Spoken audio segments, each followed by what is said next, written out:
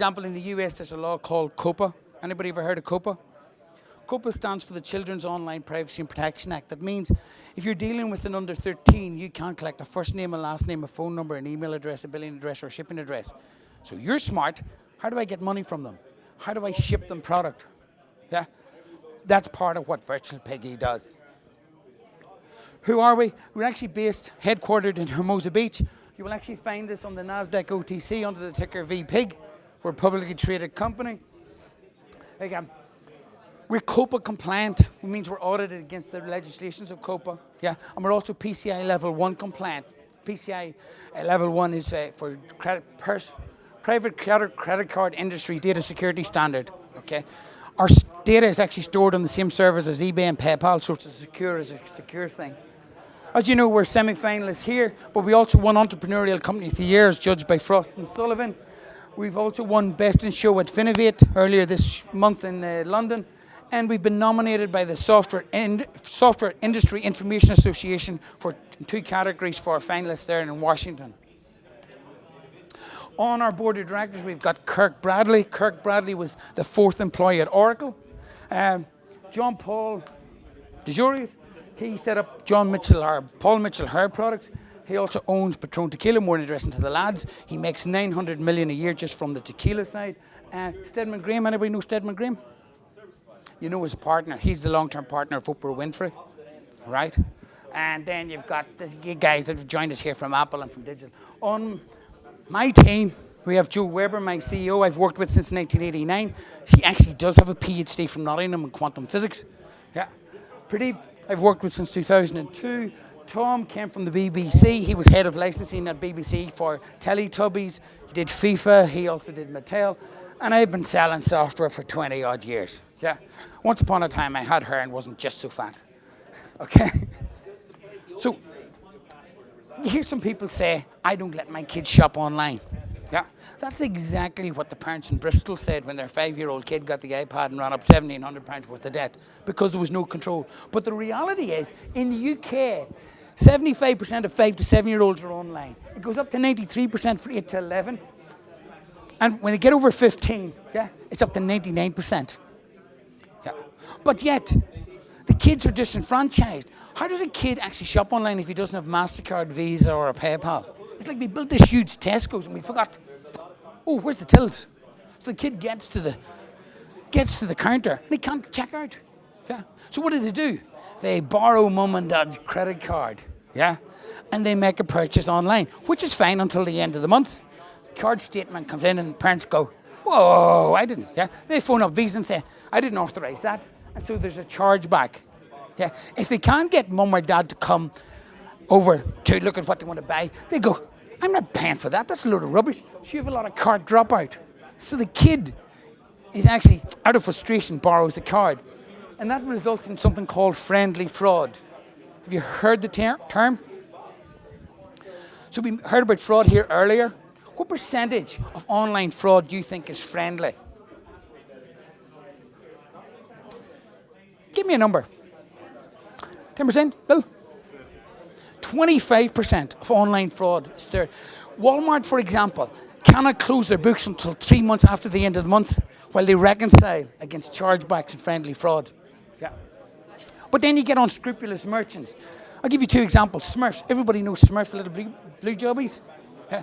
A game for 6 to 10-year-olds, right? Michelle, you have to feed your Smurfs Smurfberries to keep them alive. For a 6 to 10-year-old, a bucket of Smurfberries will cost, what's reasonable for a 6 to 10-year-old kid? £5. And a card load? All right, trying £19 and £99. Yeah, but once they've got the password, they were away. But the one that gets me now is Real Racing. It's number 2 in the charts. Purchases start at 99p. Yeah, and for the first few minutes, they stay at 99p while mum and dad are watching. And then think, oh, sorry, I'm way back to the TV. Within 10 minutes before the password expires, it goes up to £89. Now, somebody justify that to me, because I can't. Yeah.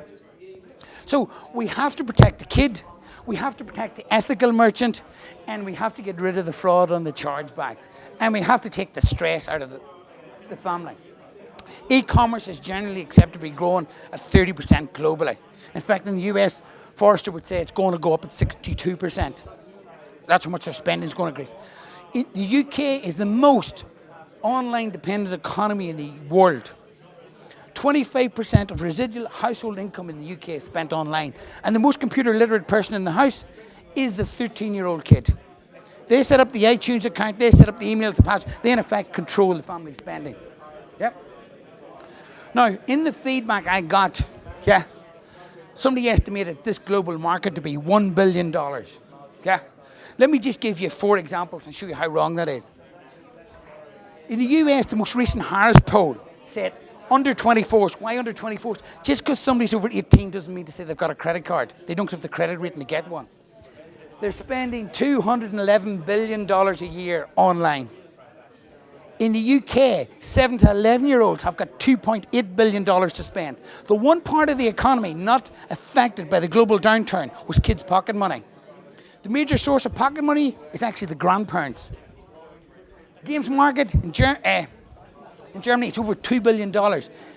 Yeah. In South Korea, it's over 2.3, and that's just the games, never mind the online payment. So 1 billion was so far off the mark, and if you take 25% of that, could be fraudulent. That's a huge impact on the financial industry. And as I said, the kids are disenfranchised. They don't have credit cards. They don't actually have PayPal accounts, or they shouldn't, because PayPal say in their T's and C's, if you're under 18, you shouldn't have a PayPal account. So PayPal actually write on their Twitter feed and on their Facebook page, if you're under 18, you should be using virtual Piggy. So the people that know are actually recommending us as the mechanism to monetize under 18s. We're the only compliance system anywhere in the world for the under 18s or the unbanked to be able to shop legally online. We get embedded in a merchant's website or in their game. And then anything from an hour, or if he's got something really customized, it could be a day, yeah? But the deployment is pretty frictionless. We actually don't store any value in virtual Piggy. The kids' purchases are secured against mum and dad's credit card or their PayPal account. In fact, if you've got a PayPal account, there's a one-click button to onboard and create an account with virtual Piggy. And PayPal will pass us all of the parents' shipping address and billing address. Currently, we're onboarding over 100,000 parents a month in the US. But what it means is, because we don't store money, we're not subject to banking legislations, we're not subject to money laundering legislation, so I can expand globally. Yeah? My first merchant outside of the US was actually in Singapore. We have multiple patents against our technology to protect our IP, but in all honesty, in the software industry, that gives you about 6 months head start. Yeah? And we're the first to market. We are live with multiple sites across the globe. Oh, you are the woman. Here's the thing, guys. We don't compete with any existing payment system. In fact, we enable people to use their Visa card, to use their PayPal account, to use their JBC account. Yeah. We work with WorldPay. WorldPay gives me over 200 alternative payment mechanisms, because nobody in Germany's got a credit card. Yeah. You go to South America, it's all mobile payments. Yeah. The merchants don't have to change their infrastructure.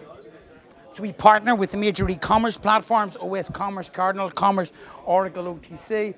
We work with the main payment gateways such as Authorized.net, Chase Payment Tech. Yep. And we work with compliance organizations. We're actually working with Claire Perry, who's the advisor to David Cameron here. Yeah. Talking about how to keep kids in the UK safe. And as I said, we're recommended by Facebook and Twitter.